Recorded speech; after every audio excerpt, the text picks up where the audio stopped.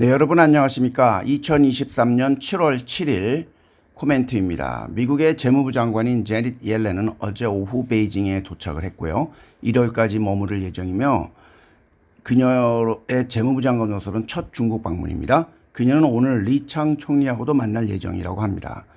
또한 바이든 대통령은 젤렌스키 대통령의 요청으로 집속탄 또는 확산탄, 영어로는 클러스터라고 하죠. 이게 민간인들의 잠재적인 피해 위험으로 인한 인권단체의 우려에도 불구하고 보낸다고 발표할 예정입니다. 이건 소위탄이라고도 하죠. 그러니까 큰 폭탄 안에 아주 자그마한 폭탄들이 많이 들어가서 밀집된 지역에 폭탄이 터지면서 굉장히 많은 사람들을 살상을 시킬 수 있는 그런 무기라고 생각하시면 되겠습니다. 지금 오늘 발표가 된 미국의 고용 수치와 실업률을 봐야겠지만 현재 미국의 고용 상황이 안정적입니다. 그러다 보니까 페드가 향후의 금리를 인플레에 따라서 인상을 할 수가 있다라는 얘기에 주가들이 어저께 하락을 많이 했습니다.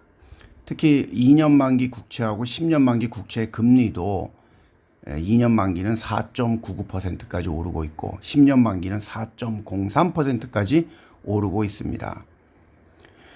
그리고 미국의 6월달 고용상태 설문조사를 한 결과 레저와 호텔, 건설, 무역, 교육, 건강과 보건, 광업 등의 업종의 고용은 늘고 있으며 반대로 전문직, 금융업, 정보통신, 제조업은 줄고 있습니다. 6월달엔 가장 적은 수의 해고가 있었다고 합니다.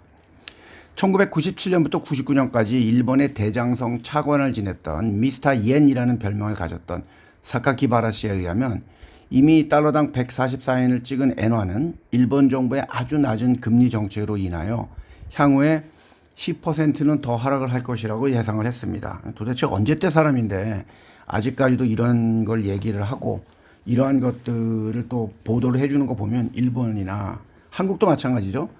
도대체 언제 때 사람이 아직도 나와서 얘기를 하는지 이해가 안 갈 때가 많은 사회입니다. 올해 초에 오버 더 탑 포트폴리오에 새롭게 편입이 된 일라이 릴리라는 주식 여러분들도 아실 것입니다. 유나이티드 헬스를 제치고 세계 최대의 의료 회사가 되었습니다. 이건 이제 이 회사가 비만 약이나 알츠하이머 약을 만들고 뭐 임상 실험한다 이러면서 주가가 많이 뜬 거고요.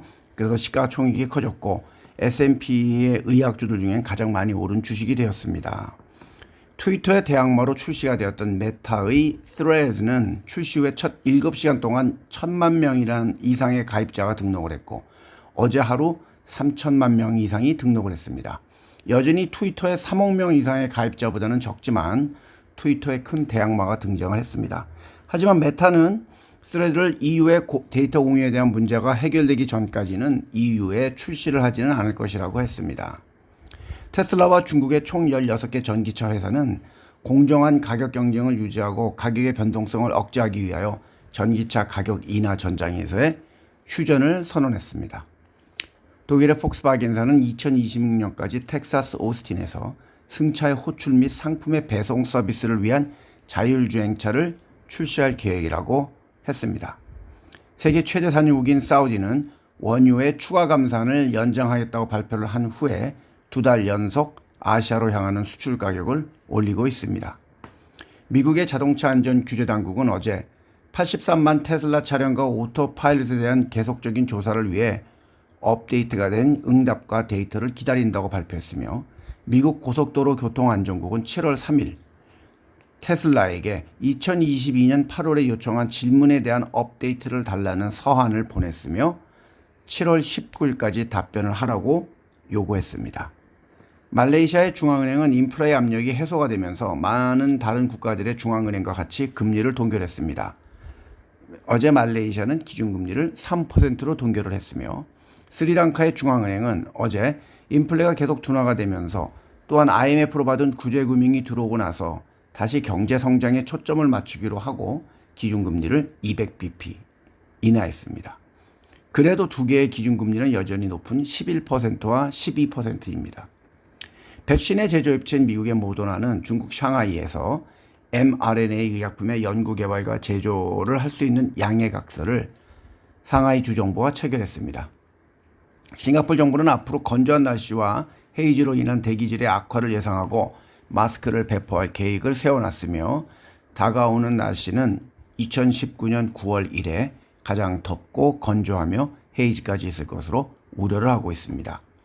지난달 반란 사태를 일으켰던 바그너의 수장이 벨라루스가 아닌 러시아의 상트페테르스부르크에 있다고 벨라루스의 대통령이 밝혔습니다. 그는 바그너 그룹이 벨라루스에 용병의 일부를 놔두는 방안은 여전히 유효하다고 했으며 그들이 러시아에 대항해 무기를 들 것이라고는 믿지 않는다고 했습니다. 중고 명품 시계 인기 속에 소위 짝퉁이라고 불리는 가짜 복제품도 급증을 하고 있는데요. 현재 유통 중인 복제품의 절반 이상이 롤렉스로 알려졌습니다. 블룸버그에 의하면 영국의 중고 시계 판매 업체 워치파인더의 CEO는 블룸버그와의 인터뷰에서 롤렉스가 가장 수요가 많은 명품 시계 브랜드라고 말했습니다. 짝퉁 시계의 문제가 커지자 롤렉스는 지난해 12월 공인 딜러가 손님들이 가지고 온 중고 시계가 진품인지를 확인해주는 중고 인증 프로그램을 시작했습니다. 이 인증을 받은 제품은 그렇지 않은 제품에 비해 평균 25%가량 높은 가격에 거래가 되고 있는 것으로 전해졌습니다. 그리고 카페에는 오늘 이태리의 베니스와 캐나다 쪽에서 본 나이아가라 폭포의 항공에서 찍은 사진을 첨부했습니다. 한번 보시면 되게 멋집니다. 그리고 즐거운 금요일 보내시고 주말 잘 보내시고 월요일에 인사드리겠습니다. 감사합니다.